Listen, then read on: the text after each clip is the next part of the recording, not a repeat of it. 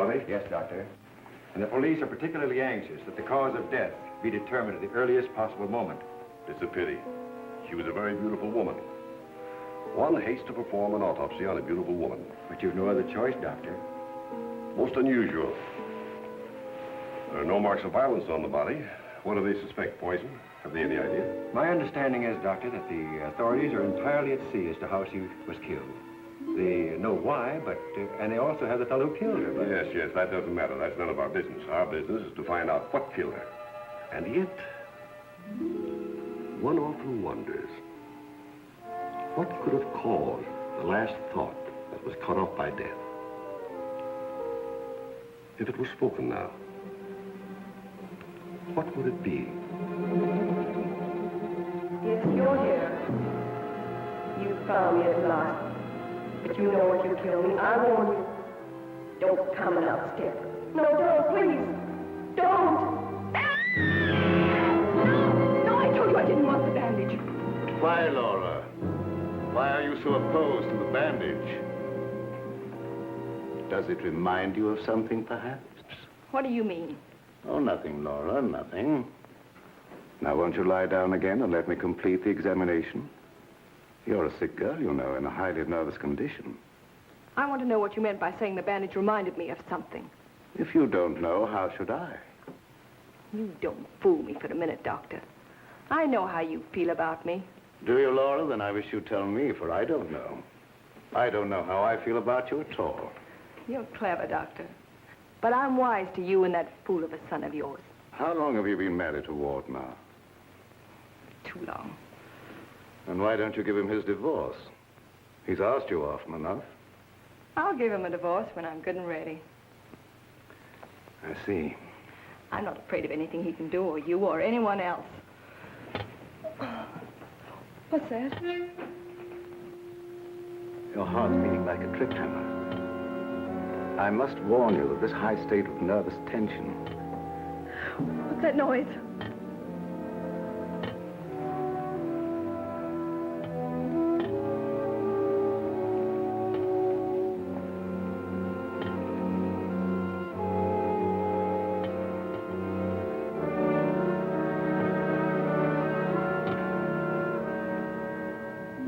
It's only a branch tapping against the window. Now, my dear Laura, if you want me to help you, you must tell me what it is you fear. I told you I'm not afraid of anything. I know what's going on here. Someone's trying to scare me out, but it won't work, see? Here I am, and here I'll stay until I rot. I'm afraid there's more truth in that than you suspect. Laura, I must ask you not to cause Father any more trouble. I don't want you threatening him, you hear? You too. You're so cute. I'm sure you want to be alone. You're not going to make him pay for my mistake. What are you going to do about it? I'd like to... You'd like to choke me, wouldn't you, Ward? You haven't got the nerve. Here. This is the only thing you ever gave me. You can have it back. She's right. I gave her this when we were married. It's the only gift that ever passed between us. Ward, what do you propose to do about Laura? What can I do? She won't leave me. She won't give me a divorce. Well, things can't go on this way, you know. Dad, what is the matter with her? What do you think is wrong? I don't know. She wasn't this way until she began getting those letters from abroad, you remember? Yes, it had something to do with those letters. But you would have thought that when they stopped coming, that... What is it, Elizabeth? There's a patient, Doctor, a Mrs. Williams. Williams? That's the name she gave, and she's decked out like she's going to a horse show. I can't see anyone today. Ask her to make another appointment. Dad, please don't let what has happened interfere with your practice. Oh, very well. Send her in a few minutes. Sure, Doctor. Oh, yeah, that Bill Raymond's waiting. Do you want to see him? Who's he? That private cop who's always hanging around just hoping somebody gets murdered. Oh, yes. He's probably come for his check. Take care of it, will you, Ward? Yes. Lilibet, Yes. this for you. Gee. Thanks, Mr. Roy. But this belongs to Mrs. Van E, doesn't it? Not anymore. It's all yours. She won't get sore, will she? I don't want to have any trouble with her. You know how she is. I know. We all know Lilibet. And I want to thank you for your patience. Run along now, Lilibet. Yes, Doctor.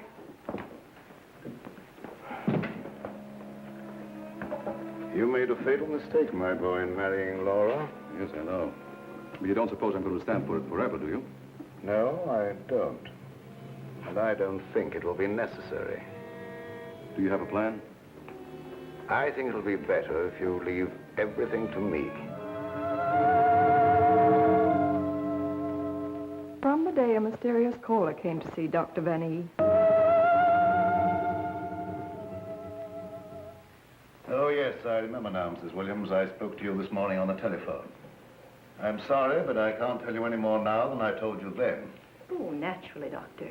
I did not mean to imply that there were any abnormal goings-on here. I assure you there is not, Mrs. Williams, nor will there be.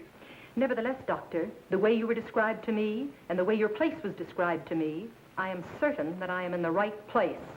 May I ask from whom you obtained these descriptions? From a friend, Doctor, a mutual friend. Lilibet, the woman I love. Can't we be friends? Stop tracking your big flat feet after me wherever I go. I've got things to do. Oh, gee, it's wonderful just to see you around, busying yourself, the little housewife. I never knew the cop who didn't love to stand around and watch other people work. Mrs. Williams, it's obvious from your conversation that you've come into possession of certain facts concerning my past. I know of only one person who could have given you that information, and it was my belief, yes, even my hope, that person was dead. But let me say that even if that person were alive, I should not submit to blackmail from you or from anyone else. You show great courage, Doctor, for one in your unusual position. There has been no question of blackmail. I came here seeking your cooperation, which you have refused to give. So, let us call the matter closed. Thank you. Au revoir, Doctor.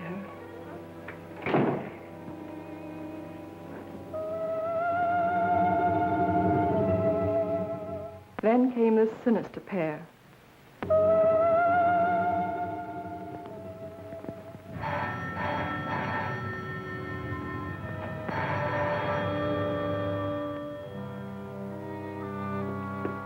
My little guardian of the doorbell. If you had waited another second, Inigo and I should have kicked the door in. Yes, sir. Sir? There is an air of inquiry about you that immediately offends my deepest nature. There is something suggesting Scotland Yard, the French Sûreté, the Italian Carabinieri, the Turkish Polizei, and other minions of the law. Short, sir, I think you're a cop. Yeah, how'd you know? I believe I'm in the home of Dr. Joseph Van E. Yes, sir. I mean, sirs. Oh. Do not be polite to Inigo. He's only offended by it. Run along, Inigo. Make yourself at home. We got a nice tree in the yard, but it ain't got no coconuts.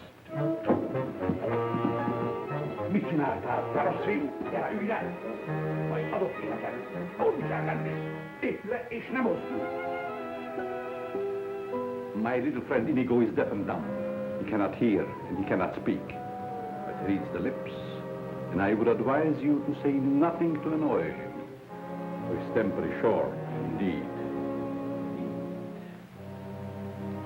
This, I presume, is Dr. Van E's private office. Yes, sir. But I really should announce you. My dear girl, if I allowed myself to be announced, I doubt I would be received anywhere. I'm sorry, really I am, but the doctor won't see anybody without an appointment. Appointment? I have had an appointment with him these 20 years. He will see me. Doctor, someone's My dear doctor, truthfully can it be said that your house is your castle, protected by your countless slaves? So it is you, Leonard. I was warned you might appear like one of your own illusions out of nowhere. My dear Joseph, You have not changed a bit. Have you met my friend, Mr. Raymond? Raymond? Oh, Raymond. No doubt a relative of the great magician of the same name. Mr. Raymond is our private patrol officer. He keeps an eye on the premises for us. And other comings and goings. A very good idea, my dear Joseph. To have a private bodyguard at your beck and call. Well, you fellas are old friends, I can see that. Oh, yes. Old friends. Well, then maybe you'd like to be alone to talk over old times. A very good suggestion. Thank you, Mr. Raymond. I won't be far away, Doc. Well, so long, Mr. Leonide. Don't pull any more little men out of your hat. Well, Leonard, what brings you to me after all this time? The long arm of coincidence, my dear Joseph. Simply the long arm of coincidence. Aren't you glad to see me again? No, I can't say that I am. You with your foreign background and I, what have we two in common? Always truthful, Cousin Joseph. As when we were young men. You might have said no and saved your career. But you prefer to tell the truth and ruin yourself. What do you want here, Leonard? A few days' hospitality, my dear Joseph. Nothing more. Is that too much for one cousin to ask of another? Remember, we agreed not to think of each other as cousins again, Leonard. Bygones, my dear Joseph. And I'm willing to forget. And I suggest that you do the same. You've grown older, Leonard, but there may be something in what you say. I don't want to hold a grudge. But don't do anything that will make me regret my action. You have my promise. Now, if you will show me to my room. Oh, I should say, I have a traveling companion from whom I am inseparable. Who? Inigo, a dwarf, one of the little men. He became very much attached to me when he lost his master. You do not object. What good would that do? How true. Very well. You may have the room next to my daughter-in-law. I know you like that. Oh, yes. The lady, who I am told has an utmost horror of having her eyes blindfolded. A phobia of most interesting origin, I dare say. Something to think about. That night, my husband questioned Leonard about my past.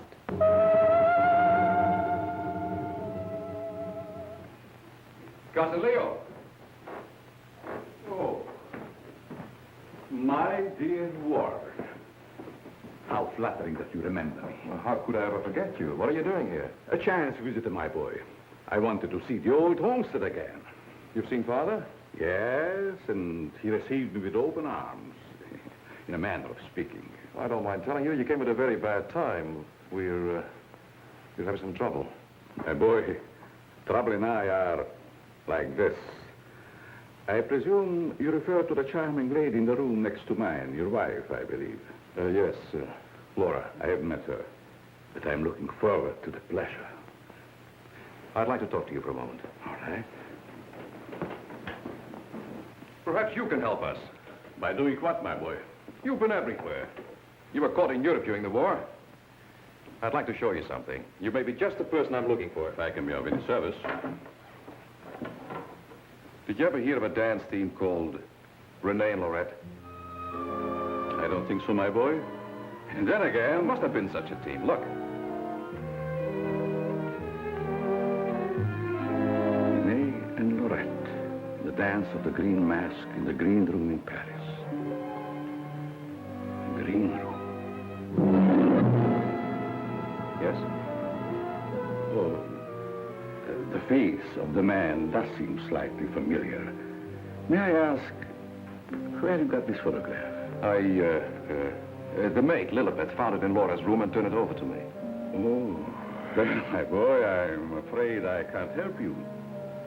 I played the green room on several occasions, but never with these people. In fact, I don't seem to remember them at all.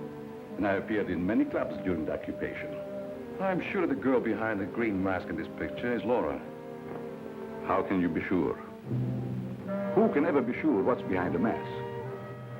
If the people in this photograph could suddenly come to life. I'd like to know who the man is. It can be anyone, my friend. Anyone. In this makeup, it might be even I. I wish you wouldn't joke about it. This is very serious. Of course. But let us say you found out who the man in the photograph is. What then? I have an idea that if the man in this picture were to show up, I'd find out I wasn't married to Laura at all. Think over what I've asked you. It'll be to your advantage. Certainly, my boy. I will give it every consideration, and perhaps something will occur. Who knows? Don't you want to leave the photograph with me for my further study? It might be the very incentive that my memory needs. No, thanks. I'll keep it. As you wish.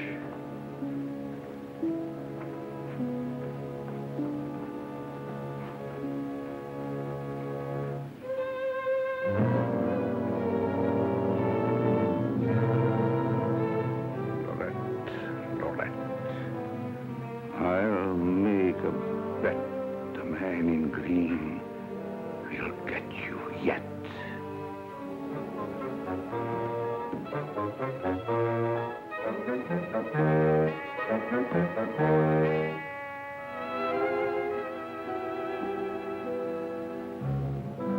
Here you go.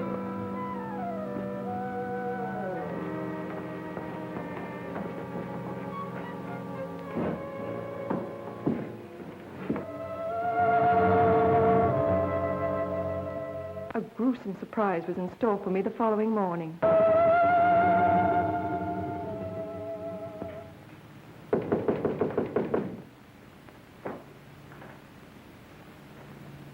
Who is it? It's me, ma'am. What do you want? The afternoon mail. You wanted to know when it arrived. Was there anything for me? Yes, ma'am. Put it under the door. I can't. It's a package.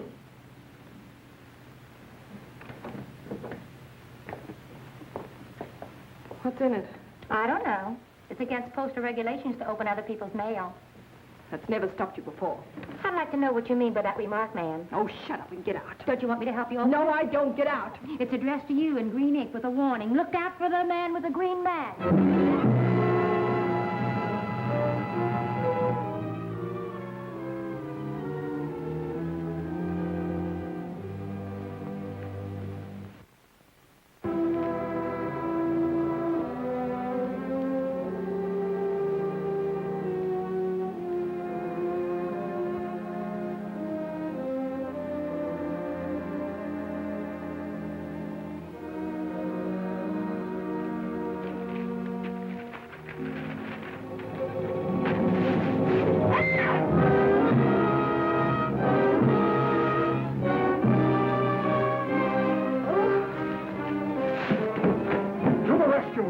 Who done it? Which way did he go? Get out. Get out. I just heard you yell. I was hoping it was a murder at least. Get out. I tell you, you have no business here. Well, but you don't understand. I'm supposed to be here. That's what I'm being paid for. Paid? Yeah. You see, I'm Bill Raymond, private cop in this neck of the woods. I was hoping we'd have a little murder or something happen around here so as I could solve it and get my old job back at Sentinel Homicide. Nothing personal, of course. Who told you to say these things to me? Well, nobody. Nobody said nothing to me. I was just waiting around outside to see Dr. Van Nee, and I heard you yell. So you're a friend of that crazy doctor and his son. Crazy? I wouldn't exactly say that, ma'am. The doc's a pretty good egg. You wouldn't want anyone to say you was crazy, even if you... You can go back and tell them I'm not afraid of being murdered by you or them or anyone else. No, I don't guess you are, ma'am. Still and all, if you was to get murdered and I was to find out who done it, it'd be kind of a break for me. That don't be kosher. I wouldn't say that to you, lady, even if I knew what it meant. Now will you get out? All right. I can take a hint. I nice little bedroom companion you've got there. Get out. I'll go, but don't think I'll come running next time you yell. I'll know it's a fake.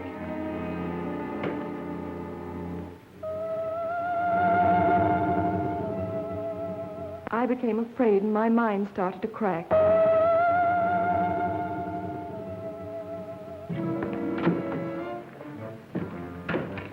Lilybeth, my melancholy baby, where are you? Where'd you get that box? I don't know what you're talking about. You lying little snoop going through my things. What'd you do with the picture? Where is it? I didn't see it. That's the last time you put your hands on me. I'll give you one more chance, and then I told you I don't know where the picture is, and I don't know what you're talking about. It's been you all the time going through my things, opening my mail, rapping on my door at night. Now you're blaming me. I've never touched anything of yours. You've got my robe on now. Where'd you get that? I was just trying it on. Mr. Ward gave it to me. He said you didn't want it anymore. I'll tell you when there's something I don't want. Oh, shut up. It's only a dummy. Dummy? Where'd you get that thing? I suppose you're going to tell me you don't know anything about that either. Oh, I bet it was in the box. In the box I brought up for you, that's what. There were no stamps on it. How did it get in the mail? I don't know. The doorbell rang, and I thought it was a mailman. I opened the door, and it was sitting there on the stoop. You're lying. No, I'm not. I don't mind telling a lie now and then, but I'm not lying now, honest. You're trying to scare me out. I'm not leaving. No, but I am. You come here. You and Mr. Ward are pretty thick, aren't you? Thick? Yes, thick like your head. He's fallen in love with someone else. Who is she? I don't know. It's not me. I know it isn't you. I know all the signs. He's fallen in love with some simple-faced man. There's always a way to get even with them. I've got to find that picture. Otherwise, they won't know what he looks like. I've got to send it to the police. He won't dare touch me. Who do you mean, the man in the picture? Have you seen him? Maybe I have, and maybe I haven't. Maybe I saw him go behind the thicket, or through the wall, or under the house. He's here in the house? Yes, I let him in. I let him in. He was waiting outside to get you, Miss Laval. Miss Laval. There's nothing safe from your prying eyes, is there? You think you know everything, don't you? I know why you're afraid, and I know what you've done. No, I'm not so thick. I'm not as thick as you think I am, Miss Laval. That head's supposed to be you, kind of a calling card. I'll remind you that. Why, you...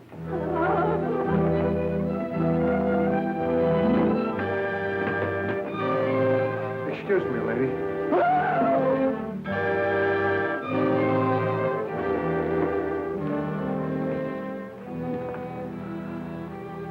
Oh, I'm afraid. I'm afraid. Where are you hiding?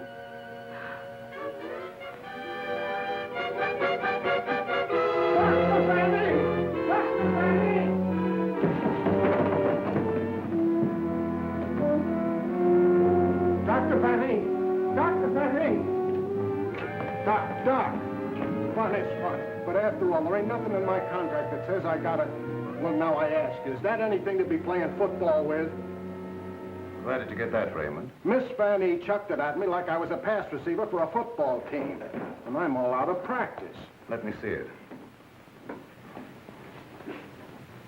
This comes from a group of anatomical specimens that was locked in a room in the cellar. How did you happen to get it? That's what I'm trying to tell you. There I was, outside her door, strictly minding my own business, understand? Listening at the keyhole. I don't think that belongs in the realm of your duties, Raymond. But, Doc, there were screams inside. You gotta admit it's within the longitude of my profession to make with an investigatory reaction thereto. What am I saying? I don't understand how his head got from its locked room in the cellar. Well, the way I heard it, it was sent to Mrs. Van A. That was rather a gruesome practical joke. Why, your anatomical locker hasn't been opened for ages. I think you once told me you'd lost the only key to it. I know. There is no key to my knowledge. Why, that thing didn't walk out of the room by itself. Hardly. Doc, I'm worried. What about, Raymond? Well, now, take this head business. The whole thing don't seem hardly serious to me. I think that if it's all the same to you, I better be checking along to other duties. You're not afraid, are you, Raymond? Who, me? Scared? It's just that I don't think that there's going to be any murder here done after all. That's too bad. Well, it's not your fault, I guess. It's just not my lucky day, that's all. Thank you, Lilibet. Oh, Miss Lilibet, have you a little more coffee in the kitchen? What happened to the 3 gallons I already gave you today? Lilibet, what you need is a good, strong, steady man. Who is always hanging around, tracking up my floors and things. What's that on your shoe? Looks like cobwebs from out of the cellar. What were you doing in the basement? It could have been the attic. Bill Raymond, you're holding out on me. What are you up to? Up to? Yes. Who asked you to go poking around in the cellar? It was in performance of my duty. What duty? What did you find? Absolutely nothing. That's what makes me so disgusted. Too bad about you. You know, Lilibet, I think somebody around here is just kidding. They don't mean business at all. Why don't you just wait around and see? Say, if you got any inside dope, I wish you'd tip me off. If I'm ever going to get back to Central and prove I'm a good detective, I gotta have some clues.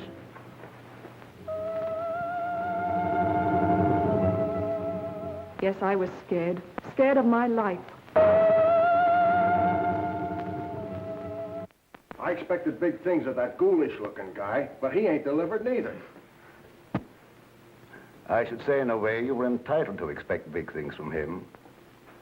Leo was once confined in this house when it was an institution for the insane.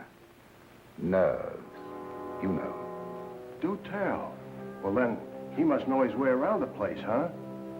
I understand while he was here, he engineered an immense number of secret passages through which the guards could keep an eye on the inmates at night. Finally, he took one of these passages into the outside world, and we heard later he'd been seen in Europe. Ah, Europe. That's where history's being made today. Gee, I'd love to travel and... Well, perhaps you'll have an opportunity someday. Not if something don't happen around here pretty soon to make me famous. That Lilibet. I've been trying to get a cup of coffee off of her all day. She don't care what happens to my metabolism. Metabolism. That's a good word. I wonder what it means.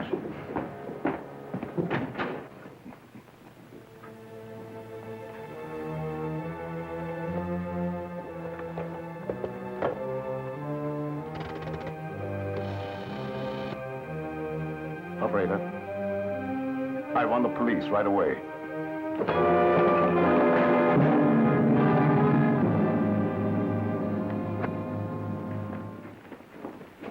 Stop crowding me. But, hon, don't you want me around to protect you? That Indigo guy might... Yes, but who's going to protect me from you? Lilibet. My wild Irish rose. I just live for the day when I can take you out of all this. When I can slave and get you the luxuries in life. Gee, I'd gladly work my fingers to the bone to buy you expensive motor cars and furs and jewels and things and serve you breakfast in bed. What's the matter with me? Am I crazy? Yes, and I'd hate to hang by my neck until you got me all those things. Yeah, you might get a little blue in the face. Still and all I gotta do is to find myself one slightly murdered body, and I'm in. Stop looking at me. Oh, Lilibet, sometimes I think I'm not getting anywheres with you. What do you think? I think you've got a good idea there. All right, all right. You'll be sorry someday when you see my picture in the paper. Wait and see. Hey, Lilibet, why don't you answer the doorbell? Maybe that Indigo guy wants in.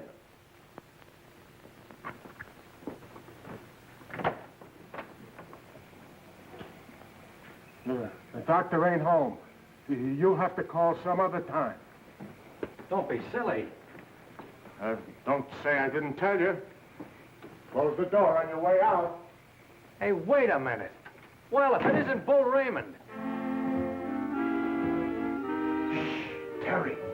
You trying to ruin me? Ruin him. Come here, Bull. Meet Miss Cornell. How do you do, I'm sure. Likewise. How do you happen to be out with him? Cute, darling, don't you think? Flat at both ends, head and feet. You've heard me speak of him. Bull Raymond. Bill Raymond, if you please. Mr. Terry Lee, you so-called reporter. How do you happen to be out with a dish like this? Jane Cornell. Good for dull days in a man's life. Mr. Raymond. Oh, yeah, I remember. Terry told me about the time you shot up the dressmaker's dummy. Huh? Yeah, he said you closed in on what you thought was the murderer, but it turned out to be the dressmaker's dummy, and you shot it full of holes while the real murderer got away. My pal. So this is where you've been hiding after they kicked you out for that fiasco, huh? Bull Bill, I mean? What are you doing here? Can't a man rehabilitate himself in peace? Here I come, looking for an honest crime around here so I can solve it and get myself back to Central. And you come along and... Where's the body, Bull? Bill? There ain't no body. That's the trouble. No, let's keep it friendly. Friendly? What do you mean? Let's have it. Who killed who and why? Are you kidding? Did somebody get knocked off around here? Look, I don't like to be kidded either. Where is it hidden, Sherlock? Oh, Terry, you've been on the police beat so long that... Now listen, Bill, you know me well enough to know I wouldn't come out here just for the ride. Not when I could be, It just so happens there was a call to the police. Came from out here. And I happened to be there when it came through. Miss Cornell happens to be the operator. So she tipped me off. Told me the line had gone dead. So I smelled the story, and here I am for an exclusive. You see what I mean? What's in that? Well, that's the doctor's consulting room, but there ain't nobody in there. I've been standing here for quite a spell. Open it up. Let's take a look. That's funny. The lights in here ain't almost never out. In you go. Never do that. I could get killed that way. Is that bad? Oh, so nothing's happened around here, huh? It's busted.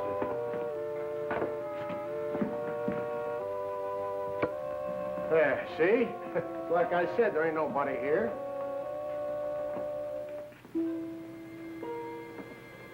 Hey, cut it out, will you? You're making me dizzy. Well, sure, somebody stumbled over it and pulled it out of the wall. Could happen anywhere.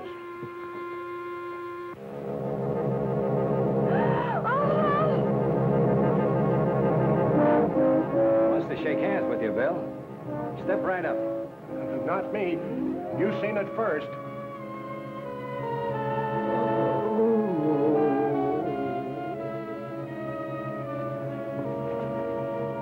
Doc! Raymond, did you try and kill me? Oh, why, Doc? Why should I do that? You ain't paid me for last month yet. How long you been here? Now, let me see. I was going to make a telephone call when... Somebody conked you, huh, Doctor? Then rip the telephone wire out? Yes, I imagine that is about what happened.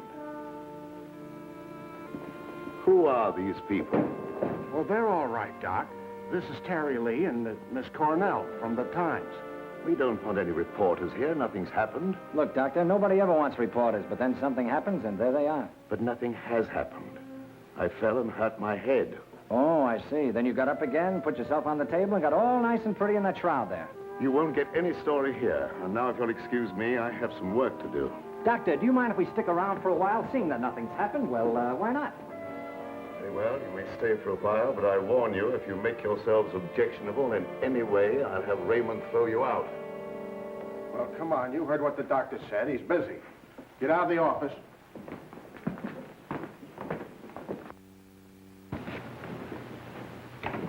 Probably a pretty nice guy, caught in a tough spot. That's the way I see it. You wouldn't want me to tell him you got kicked out of homicide, would you, Bill, old boy? Oh, Terry, you're my pal. You know that, don't you? Would I kick you out? You would if you could, Bill. Now, why can't we have a little talk, quiet like? Well, if you just follow me in the parlor over here. Oh, me too, darling, me too. Darling knows everything about everyone, and that's how I learned. Good tell. I just sit at his feet and listen. Yeah? Baby, I'm going to miss you an awful lot when I grow tired of you. Now, remember, you're just going to listen. Well, of course, darling. What else do I do when I'm with you? Sit down. Now, as I remember it, there was a singer at the Click Club who called herself Laura Laval. Didn't she marry young Ward Vanny a couple of years ago? I don't know nothing about it. Oh, yes, you do. It was just about the same time that you had that affair with the dressmaker's dummy. Oh, yeah. Now I remember, Terry. You're right. She was down to the Click Club, and it was her that married Ward. Wasn't that on a bet of some kind? Well, there was a party going on, and somebody dared Ward to ask the singer to marry him, and he thought at the time it was a good gag, and he went along with it. That's right. He got pretty high and then popped the question at her. How romantic. I do love that. Hush, dear. Listen. Oh, Well, that's how it happened anyway. Ward woke up the next morning and found himself married solid. He'd asked her, and she'd snapped him up. Oh, and they lived snappily ever after. I don't care. I think it was sweet.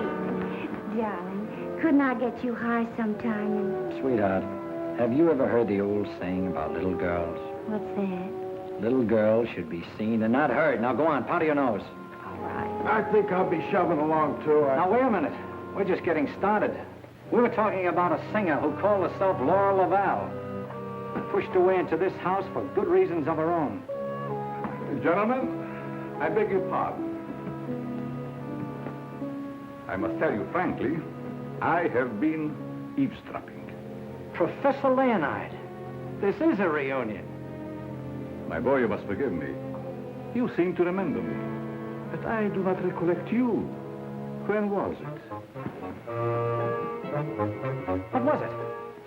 Oh, Professor, it was a long time ago, and I was a kid up in the balcony in Albany. Yes? When you brought down the house with great feats of legerdemain. Oh. You remember, Professor? That was the night that the box office receipts disappeared, just like magic. Part of the act, my boy. Just a part of the act. It's a pleasure to meet one of my youthful admirers. Terry Lee of the Central City Times. Oh, the press? Well, it's nice to have known you. Wait a minute, Professor. What's your hurry? Are you afraid I might bring up the subject of those certain unfortunate recent connections of yours? Shut in the dark, my boy, I'm sure. And I will ignore it. Of course. And this young lady, no doubt a companion of yours. Jane Cornell, my fiancée. Delighted. Likewise, I'm sure. Delightful. And I would suggest to take very good care of her. Mr. Lee? Oh, I haven't had a chance to talk to him yet, Mrs. Van E. Never mind, I'll tell him myself. Darling, I met her upstairs, and I told her all about you, and that you know everything about everyone. Thank you very much, dear. Welcome to your living room, Mrs. Van E. Thank you, but it isn't my living room. I understand you're not unaware of my position in this house. Well, maybe you can tell us about it. I'm being kept a prisoner here against my will. I'm alone and friendless. I'm sorry. Why haven't you called the police? They've done nothing but to call for the police. They have kept me penniless so that I can't leave. I understand. They're trying to destroy my mind, Mr. Lee. By innuendo and indirection, they're trying to make me believe I've done something dreadful in the past. That I'm to be the victim of some horrible vengeance. You know best about that. I'm innocent, Mr. Lee. I've done nothing. Now, this doctor's brought some stranger here with these tricks and illusions to further make me You believe... mean the professor and his little, Yes. You must help me, Mr. Lee. Laura, it's so good to see you downstairs again after all these days being locked in your room. You know perfectly well why I've remained locked in my room. Ward, this is Mr. Lee of the Times, the gentleman I told you about upstairs. Oh, yes. Look here, Mr. Lee. We don't want any more of that front-page splash stuff, such as I got when I married Laura. Your wife's been telling us that she's being kept here under constant threat. She is out of her mind. See what I mean, Mr. Lee? They don't overlook a single chance to put it in my head that I'm crazy. Perhaps I can explain, Mr. Lee. We don't believe there's anything wrong with Laura now. But we are sure something will happen to her mind if she continues to live under this strain. It's just as I told you, they're behind it. Can't I make that clear to you? They spend all their time trying to terrify me. They write me letters in green ink. They send me dummy heads wrapped in green paper. Anything to frighten me so I can't sleep. I can't think. The only thought in my head is that I'm going to be killed. These are very serious charges, gentlemen. And I might say it'd make a perfect front-page splash.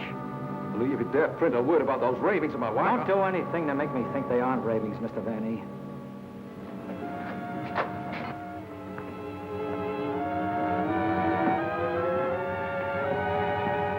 He said to put the blindfold on, and you will know the truth. No!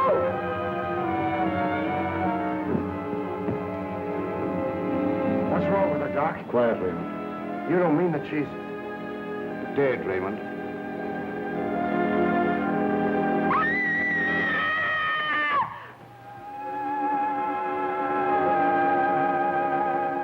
Then I knew that he was here.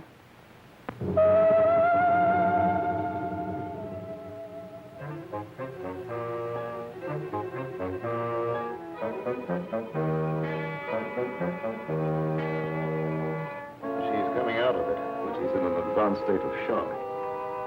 May be necessary to administer a sedative. That's intended to shut her up. I'd like to hear her do some more talking, Doctor. If her mind is allowed to dwell upon what's happened, that may be the breaking point. Well, you've got all the answers. Look here, Lee, I don't like your tone. If you have any insinuations to make them to me. Okay, I will. Suppose you and I talk this over downstairs. I don't recognize your right to question me. However, if it'll make you leave Father alone...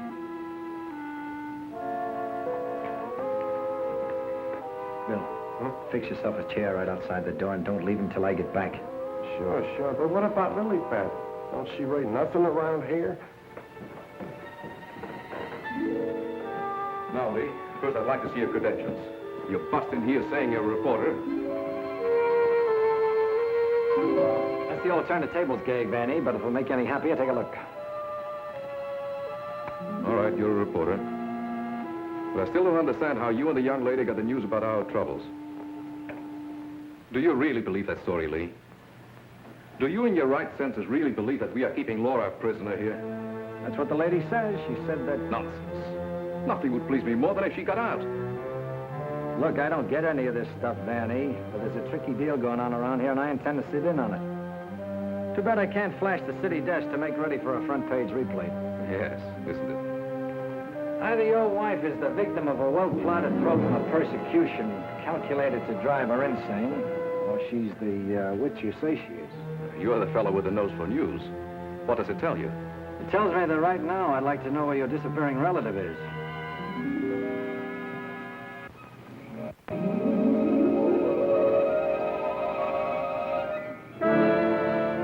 Get back, you fool. What's out there? I have a right to know.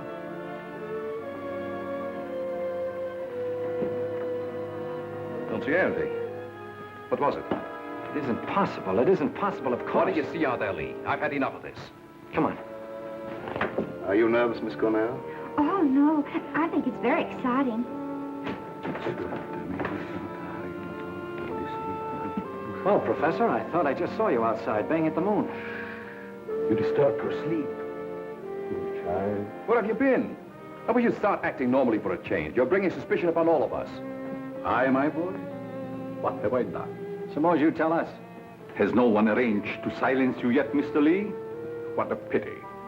I don't silence very easy, Professor, and it'd take a lot more than what you've done to her.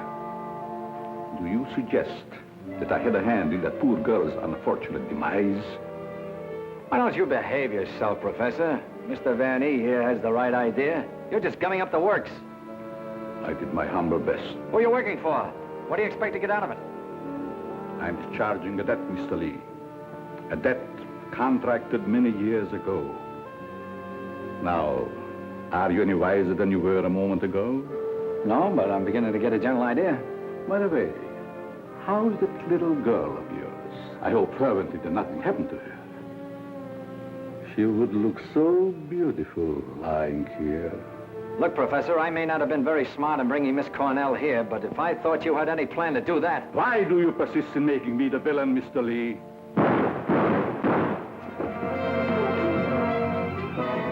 Now we will let you be the witness, Mr. Lee. I am here. The sounds came from upstairs, right?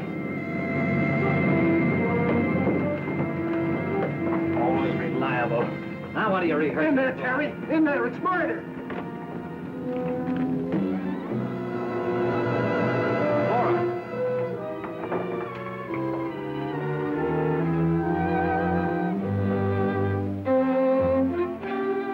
Jenny, wake up! Wake up! Oh, Terry. Tell me, what happened? Oh, Terry, darling. Let me think. Everything went black and... Yes? Then it started to talk. What started to talk? I don't Oh, that thing. Now, look, let's get back to the beginning. I left you here with Dr. Van E. Yeah, and then he gave Mrs. Vanny a shot with a long needle. Never mind that. All right. Then he said, would I sit with Mrs. Vanny? Okay. Where is she now? Who? Mrs. Van E. Where did she go? That's just what I asked you, Janie. Well, she was right here. Then Dr. Vanny went out. Then what happened? Well, then Bill Raymond came in. Oh, that's great. The two of you in the same room at the same time. How did you communicate with each other? Sign language? Oh, I don't care. All you do is make fun of me. I didn't ask to come to this, whatever it is. Oh, yes, you did, dear. Don't you remember? You said you wanted to see what the life of a reporter was like. Don't forget, Mr. Lee, one must not expect too much of certain types of mentality. Shut up, Bill Raymond. I remember you when you couldn't even make your X. Oh, I want to go home. We can't go home, darling. We've got to get a story. Why? You don't understand. Yes, I do. Why do we have to get the story? Who cares? She's got you there. All right. Now, you tell me, what happened to you? Me? Oh, well, you said to stay outside the door, and I pulled up a chair. That's right. She was inside the door and you were outside.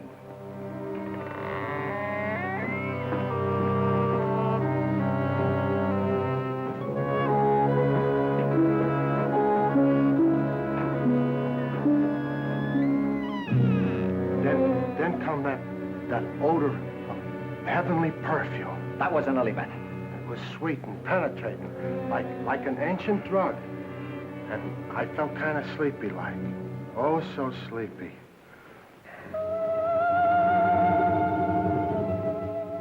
At last, he had me under his power.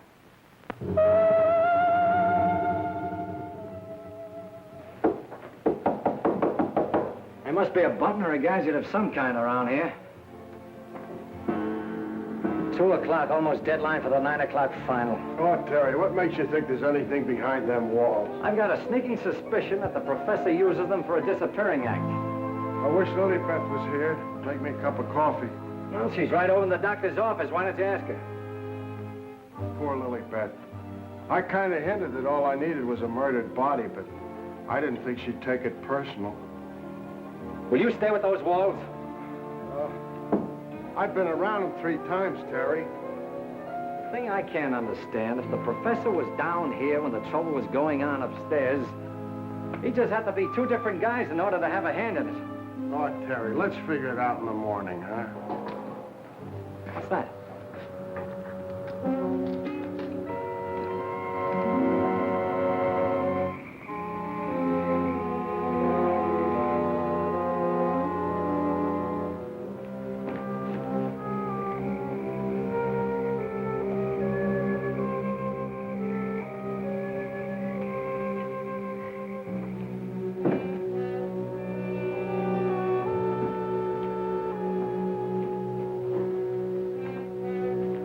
Wake up. Either something or somebody opened the front door. Oh, that's the shortest night's sleep I've had in a long time. All right. Now that you're good and rested, let's see if we can understand what happened upstairs. Well, do you think it had something to do with that picture, maybe, that Lilybeth found in Mrs. Van E's room? What picture? Oh, the one with the couple with the 2 masks, you know, like we found, like that mask. Who has the picture now? Well, young Van E, I guess. That's the point. Where has Mr. Van E been since his wife's disappearance? Well, him and his old man are sleeping. I guess they got some sense. Oh, no. I've already checked that, and they haven't slept in their beds tonight. Wake up! I refuse to answer on the grounds that my attempt to incriminate or degrade me. My unconscious mind. Now, look, Bill, please stay awake for a while. Now, look, tell me, what happened when you smelled that sweet odor in the hall upstairs? No, it smelled lovely. Lovely, that's all I can remember. And Dr. Van E had already left Laura's room, is that right?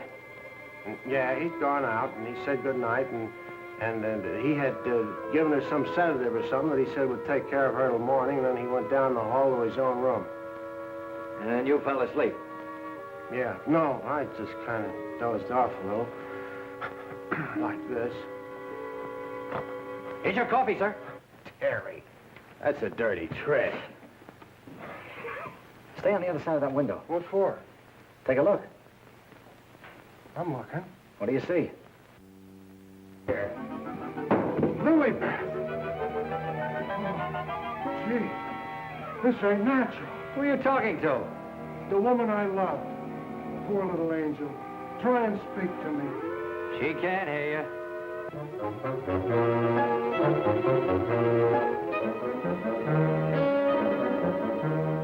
What was you doing outside? You're supposed to be dead. Now you stay right here, honey. I gotta catch that guy in the shrubbery. Oh, gee. What are you doing to me, Lilybeth? I got work to do. Lilybeth, be reasonable, will you? If you don't cooperate, I'll never get back to Central. Never mind, Raymond. Take care of Lilybeth. Lilybeth! Yeah, that's who it was. I opened the door and she fell right in my arms. Like she had something special to tell me. You notice that fragrance about her?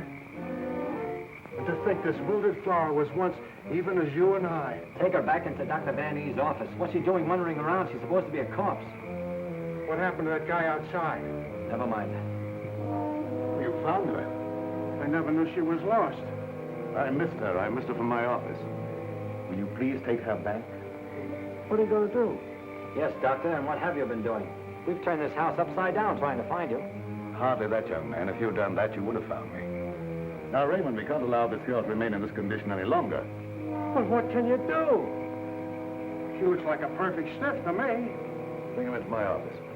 Oh, Doctor, this may not be any news to you, but your daughter-in-law has disappeared. Oh, how dreadful. But let us say somewhat overdue, eh, Mr. Lee? You don't seem very surprised to hear about it.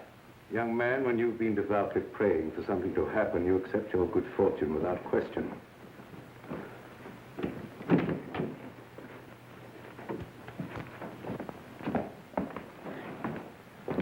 We thought that probably you might be able to throw some light on the subject.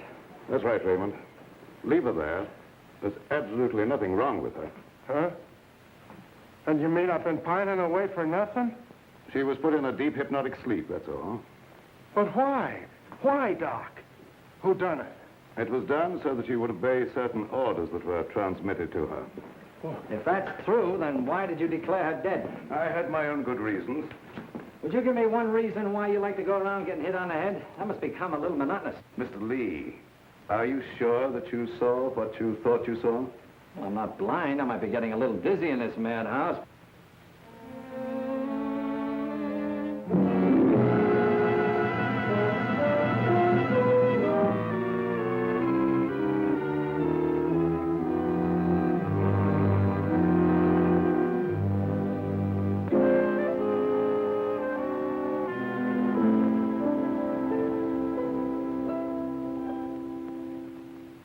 You know, Doctor, morning isn't very far off. And when the police get here, you've got an awful lot of explaining to do. You're in this up to your neck. By morning, let us hope no explanations will be necessary. Everything will have explained itself. Poor little sleeping beauty. Do you suppose someone thought she looked weak-minded and picked her out to carry out his commands? That's not always the case, Raymond. If Leonide were here, we could settle this case very quickly. Gentlemen, it is my peculiar misfortune to always be in a position where I may eavesdrop. How can I be of service, Cousin Joseph? Oh, Professor. Ask me no questions, my friend, and I will tell you no lies. Leonide, you could undo certain mischief that has been done this girl. I know you can help if you will. I could, my dear Joseph. But I will not bring down the wrath of the unknown madman who is loose about these premises. It is a matter of self-preservation. I had nothing to do with hypnotizing this girl. I have an idea that she may have already carried out the unknown's orders and that he no longer needs her. Nevertheless, my dear Joseph, you must excuse me. Just a minute, Professor. I wonder what would happen, Professor, if in connection with your sudden reappearance here, somebody dug up the old story of why you swindled Dr. Van E and then ran off and let him take the rap. I will not be blackmailed, Mr. Lee. And I observe again that you're a young man who knows too much for his own good. And I would also like to know where you obtained all this information. You're extremely young to have your fingertips on events of 20 years ago. I have a memory like an elephant. I never forget something once I hear it. I'm a sharpie, Professor. As every one of you will admit before morning. Now, Doctor, I'd like to bore you with a few questions. I wouldn't mind, young man, if you had the slightest idea of what you were looking for. Maybe if we start back to the time around midnight, when you administered what you call a sedative to your daughter-in-law. Are you inferring that I had anything to do with Laura's disappearance? Why do you keep evading the issue, Doctor? You know you'll have to confess when the police get here anyway. I would remind you, young man, that you're making a direct accusation, and I refuse to answer. Look, I want the facts and I want them now. Let's cut out the mulberry bush routine. Listen, Bill, you're supposed to be a cop and you want to get back to homicide. Help me make the doctor loosen up. He knows a lot more than he's telling. Well, sure, I'll help Terry, but first let's get Lilybeth out of this. Maybe she can tell us something. Yes, Mr. Lee, it seems to me that you're not too anxious to have Lilybeth restored to consciousness.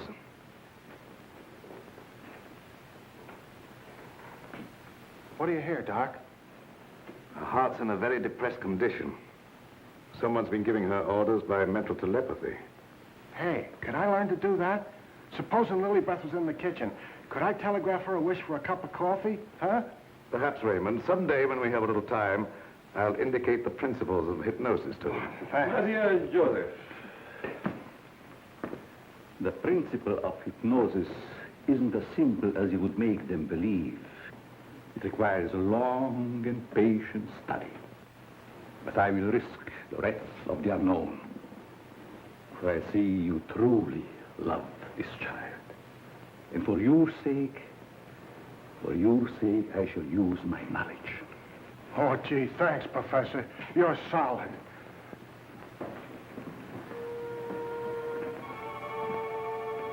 Och då jag fick mig lätten och flächen var fyrflätten. Läron och sördivan här. Wake up. Wake up. Lilybeth, darling. Keep your big hands to yourself. What are you slapping me for? Professor, put her back to sleep. It's better that way. What have you been doing to me? Me? What have I been doing? Yes, what have you been doing? You gotta learn me that hypnotism trick. It's my only chance. Tell me, Lilybeth, what happened? Well, I can't seem to remember it. It all seems like a dream. Did you see anyone? No. But I do remember a perfume, a sweet odor. Yes, go on. Terry, darling. Oh, Terry, darling. Yes, Jane. What is it? Is it Halloween? No, it isn't. Then why was that green face bobbing up at the window? What? Yeah, a green face just like the one I saw in Miss Van E's room. You saw a green face in Mrs. Van E's room? Yes, darling, that's what she was shooting at. I mentioned it to you, but you're so scatterbrained. Yes, dear, I'm scatterbrained. Does your mind feel rested now and everything after your nap? Mm-hmm. That's a good girl. Now, come on, tell me, what happened? Oh, don't yell at me. I can tell you just how it happened. We were alone in the room, and Laura was going to sleep. And then she said, oh, take away the bandage. And I said, what bandage? And then she said, oh, don't shoot me. I didn't mean to do it. And then, the room got awfully black. I think somebody must have turned off the lights. Just like that. Go ahead, you're doing fine. Well... Yeah, the lights had already gone out. Uh-huh. And the room got awfully dark. You've already said that. Think hard now. You saw a green mask. It came out of the wardrobe. Like a moth? Yes, darling, just like a moth. Oh, how clever of you. It was just like a great big moth, and it flew around and Please around. don't make yourself any dizzier than you are. Now tell me the rest of it. Well, I just don't see how you could remember that it was like a great big moth. And did you see it? Was you there hiding in the wardrobe, maybe? No, I wasn't in the wardrobe. Now, look, Jane, please, be yourself. No, I mean, don't be yourself.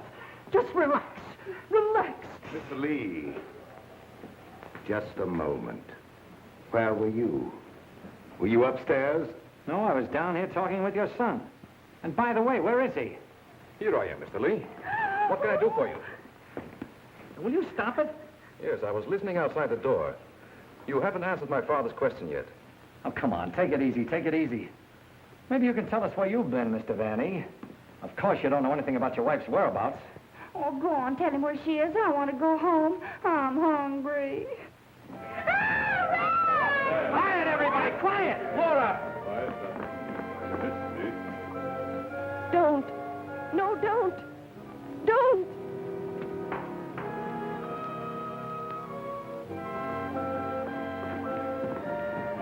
Laura! She's under a hypnotic spell. Ladies and gentlemen, it has been an exciting night, and you all are deserving of some explanation and relaxation for the strange goings-on. The guy who's doing the talking is behind the wall somewhere. Now you're getting smart, Sherlock. We introduce at this time the team of Lorette and Renee as they appeared at the height of their success in the green room of the Paris Crillon. Sure, the mask, the picture. Mademoiselle Lorette. Now I know who he is. Mademoiselle Lorette will now put a bandage over her eyes, the better to see the inner truth. Very good, Renee. Very good. Just like the old time. Would any member of the audience like to ask Mademoiselle a question? Come, Mr. Lee. You have been so full of questions up to now. I'm thinking, brother. We cannot keep Mademoiselle too long in this delicate mental balance. She has been under a great strain lately. Then I will ask the questions myself. Yes, Renee, I'm at your command. Are you afraid now? No, I'm quite safe. Will you tell the truth? Yes. They came to me and said your partner, he of the magic feats and rare impersonations, is a spy. But we can't prove it. We will give you 1,000,000 francs if you, Lorette, bring us that proof. Now we shall know. You gave them the proof they wanted? Yes, They took him away to be killed. yes. What was he to you, this man you betrayed? This man you sold to the enemy for money? He was my husband. When they told you he was to be executed, you sent this man a gift for his last moment before the firing squad. What was it? It was a green scarf for his eyes. Like the one you're wearing now? Yes, Why did you send it? it was my scarf. I wanted him to know I had betrayed him because I hated him. He was good and kind, but I hated him for the power he had over me. I see. That is your only defense. You hated. You thought they shot him. You escaped to America. You thought you were safe. Then you found out he was alive and wanted revenge. Thank you, Mademoiselle Lorette. You may remove the bandage now. What do you see on the cloth, Mademoiselle? There's a hole in it. Yes. What else, Lorette? What else? There's blood on it. It's blood. I have come back. I am here. And I will have my revenge. No! No, don't touch me! Outside, under the window, you know where.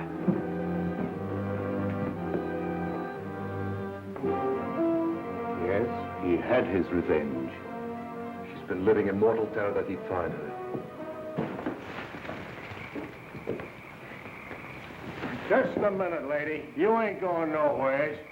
Well, if it ain't Mrs. Williams, come along with me. Come on. You want me to slug you? Get inside. Hey, Terry, come here. Get a load of this. There's your man. At last I caught me a murderer. You're wrong. I never laid a hand on her. Nay, my boy, you kept your promise to me.